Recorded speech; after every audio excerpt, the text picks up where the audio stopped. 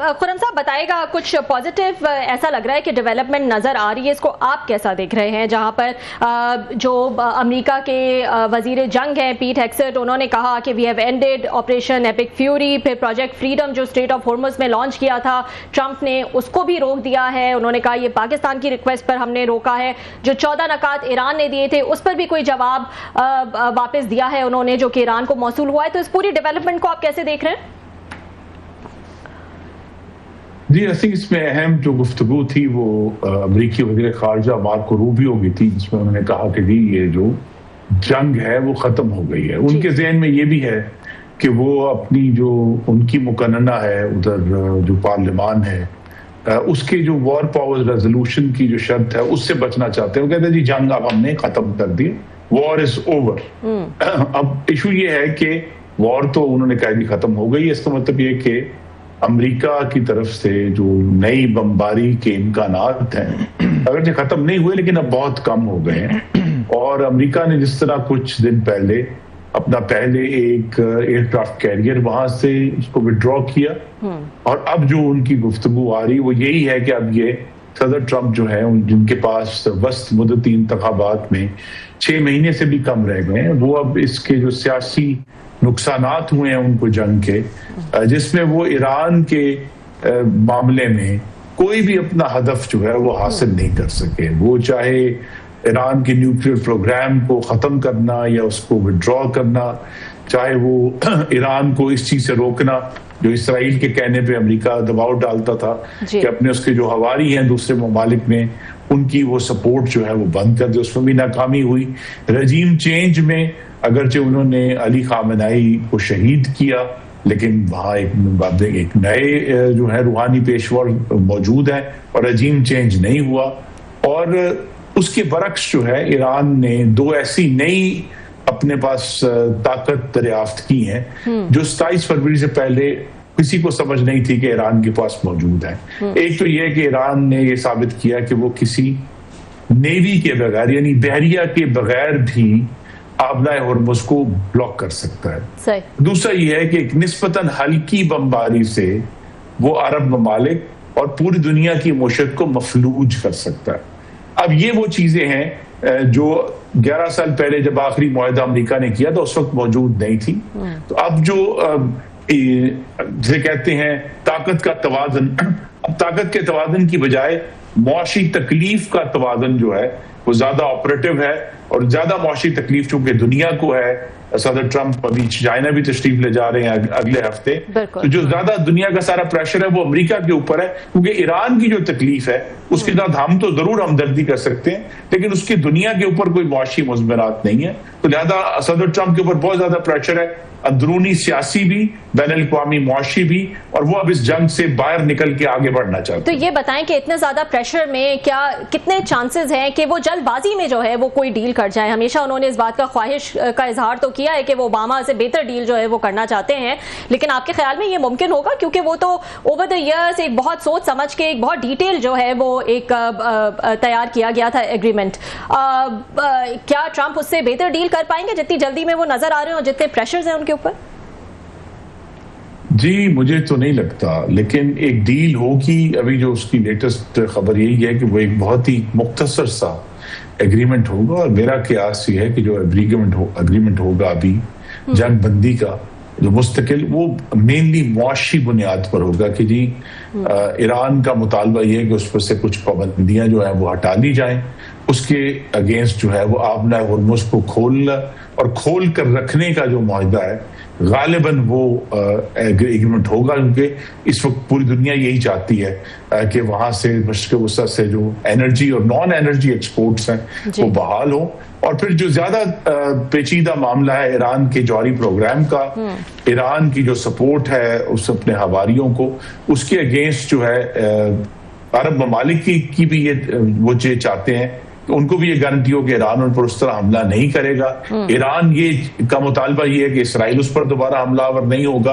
और ये जो ईरान ने अभी मुत्तहिदा अरब इमारात पर जो बमबारी की, उसका यही मकसद था कि मुत्तहिदा अरब इमारात ने इस वक्त जो अपना एक हवारी इसराइल बनाया है उसको ये बताया जाए कि अगर इसराइल कोई गारंटी या कोई एग्रीमेंट नहीं करेगा तो फिर उसका जो हवारी है यूएई, उसके ऊपर हमले होते जाएंगे। तो ये एक थोड़ी सी पेचीदा सूरत हाल है, मुआशी मामला निस्बतन सादा है और उस पर पेशरफ्त होगी। सही जी। खुर्रम साहब बहुत शुक्रिया, आपने हमें ज्वाइन किया सर।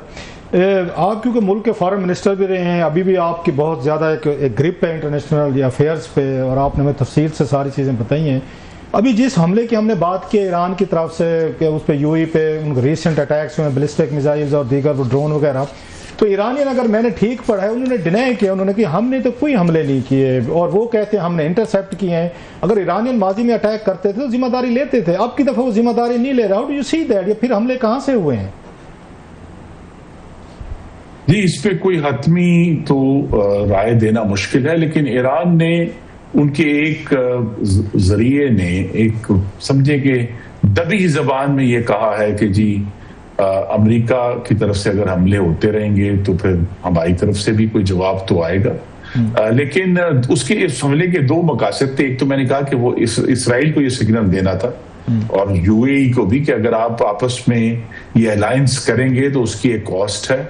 दूसरा, जो हमले की जगह थी उसके ऊपर भी उसका भी एक सिग्निफिकेंस है कि यूएई का ये ख्याल था कि वो फुजेरा के जरिए आबला होर्मुज को बाईपास कर सकते हैं।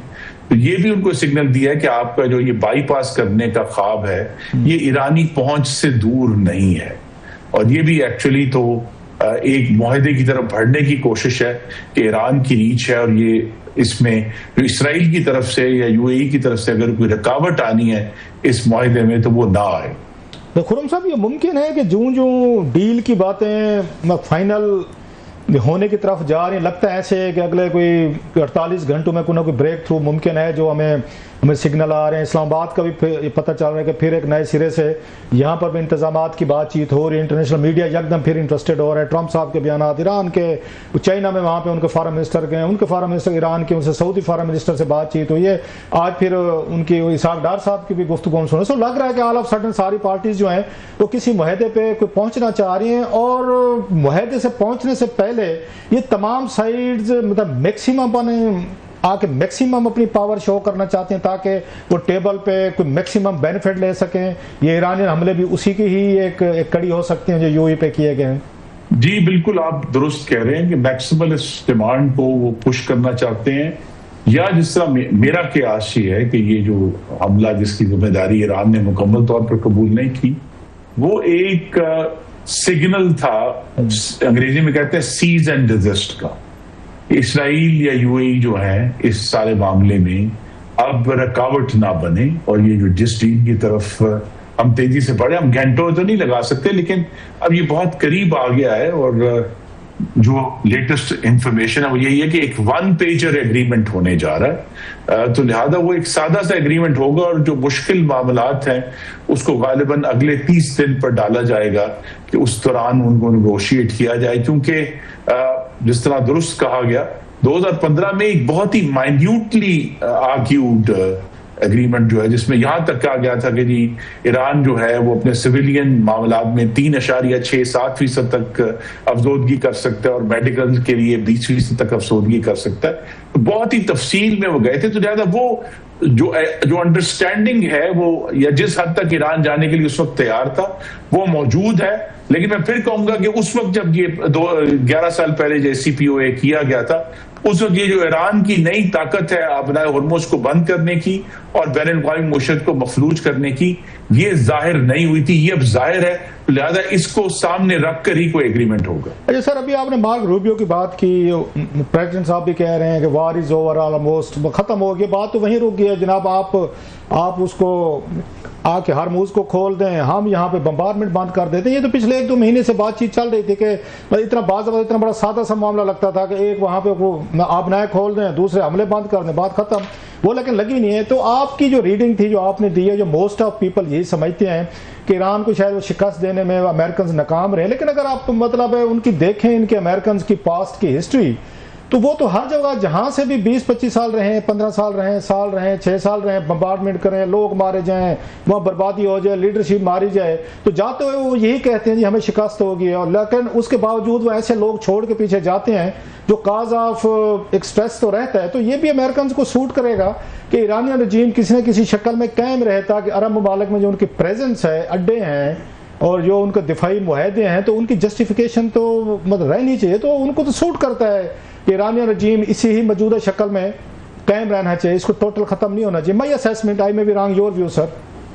जी नहीं, लेकिन मेरा व्यू है कि सदर ट्रंप जो है वो ओवरऑल, देखिए एक पुरानी कहावत है कि जब बादशाह वार करे तो फिर जिस पर वार करे उसे मरना चाहिए। बादशाह ने वार किया, वो मरा नहीं। अमेरिका ने पूरा अपना जो जोर लगाया इसराइल की मदद से, लेकिन वो अपना कोई भी हदफ जो है, एक हदफ हम कह सकते हैं जो उसने हासिल किया है, वो ये कि उसने ईरान की जो बहरिया है उसको तकरीबन तबाह कर दिया है।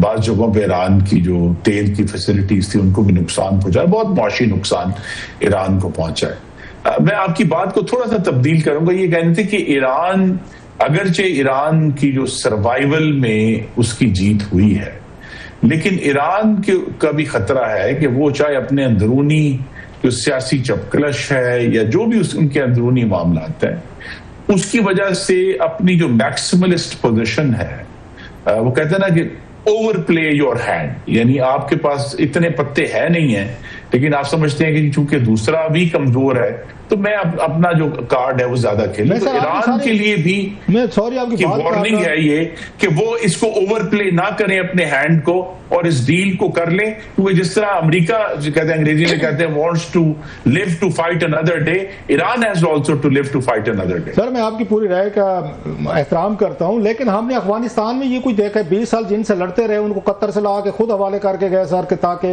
इस खित्ते में आजकल अमेरिका उनको खुद मेरा ख्याल $40 मिलियन जो है उनको एड भी देते हैं, उनको वीकली एड दी जाती है कि तुम जो दाइश से लड़ते रहो। ऐसे हमने वहां पे इराक में भी देखा। खैर वो एक अलग चीज। जो मेरा व्यू था सर, जब हम ये कहते हैं कि उनके अपने मकासद उनके वो उन्होंने अचीव नहीं किए, उन्होंने उनकी टॉप लीडरशिप को सर एलिमिनेट किया, शहीद किया, जो वो समझते थे हार्डलाइनर थे, उन्होंने IRGC की लीडरशिप को किया, उनके इंटेलिजेंस उनके चीफ से उनको किया, उनके आर्मी चीफ्स को किया, उनके साइंटिस्ट को किया, उनके उस्तादों को, यूनिवर्सिटीज को, कॉलेजेस को, उन्होंने 35-40 हज़ार वहां पे अटैक्स किया गया, बम्बारमेंट। अभी तक तो चीजें वहां से नहीं आ रही हमारे सामने कि कितना बड़ा नुकसान हो। 3-4 हज़ार, मतलब जो टॉप लीडरशिप जब आपकी एलिमिनेट कर दी जाए तो फिर उसके बावजूद भी आप समझते हैं कि वो गोल अचीव नहीं कर सके, या अमेरिकन चाहते थे कि उनको एलिमिनेट करके ये मॉडरेट लीडरशिप लाई जाए जो कल को उनके साथ बातचीत करे और वहां कंटिन्यू करे वहां पे उसमें ईरान में। सर देखिए, अमेरिका के जो मफादात हैं वो मिडिल ईस्ट में मौजूद है। गालिबन अमेरिका जो है पिछले 10 साल से मशरिक़ वस्ता से तेल नहीं लेता, वो अब खुद उसमें जो है वो तो एक्सपोर्ट करता है, सेल्फ सफिशिएंट है। और अगर वो लेते भी हैं तो उस वक्त लेते जब तेल की कीमत गिर जाती है, तो वो उनकी कंपनियां जो है वो फिर मशरिक़ वस्ता से या वेनेजुएला से वो तेल लेते हैं। लेकिन उनका मफाद इस हद तक जरूर है कि जो अरब ममालिक हैं उनसे हथियार खरीदते रहे और उनके ऊपर डिपेंडेंट रहें। इसमें जो तब्दीली आई है वो इस जंग की जो हकीकत है, और बड़ी वो तलख हकीकत है कि अमेरिका से इन अरब ममालिक ने हजारों अरब के हथियार खरीदे, इस उम्मीद में उनको बेसिस भी दिए कि अगर कभी इस तरह की सूरत हाल होगी जिस तरह इस फरवरी में शुरू हुई, तो अमेरिका अपनी जो सिक्योरिटी अम्ब्रेला है वो उनके ऊपर तानेगा और उनको बचाएगा। अमेरिका ने उनको नहीं बचाया। उसके बावजूद हमने देखा है, अभी 2 दिन पहले खबर आई थी कि फिर तैयारी हो रही है कि वो अरबों को अपने हथियार बेचेंगे। तो अमेरिका का इंटरेस्ट ये जरूर है कि यहाँ मुकम्मल तौर पर अमन ना हो और लास्ट क्वेश्चन बिकते जाएं। लास्ट क्वेश्चन इस पे बड़ी हालांकि बात हो सकती है कि शायद वो अरब रियासतें थी जिन्होंने अम्ब्रेला लिया था, वहां की लीडरशिप तो कायम है, जिंदा है, हुकूमतें सब कुछ कायम है, लेकिन ईरानियन लीडरशिप जो है सारी फौजी हो, उनकी इंटेलिजेंस हो, पॉलिटिकल हो, स्पिरिचुअल हो, उस्ताद हो, वो सारी की सारी एलिमिनेट हुए। दैट्स अनदर डिबेट, फिर आपसे किसी वक्त करेंगे। लास्ट क्वेश्चन सर, आपको क्या लगता है कि सदर ट्रंप के चाइना जाने से पहले ये डील हो जाएगी साइन इस्लामाबाद में? सर जी, मेरे ख्याल में उन्होंने 14 तारीख को जाना है। अभी उसमें आज जब हम 6 तारीख को बात करें तो अभी 8 दिन है। मेरे ख्याल में ज्यादा इम्कान यही है कि उनके चाइना जाने से पहले कुछ ना कुछ कम से कम मुआशी मामले पर कोई अंडरस्टैंडिंग हो जाए।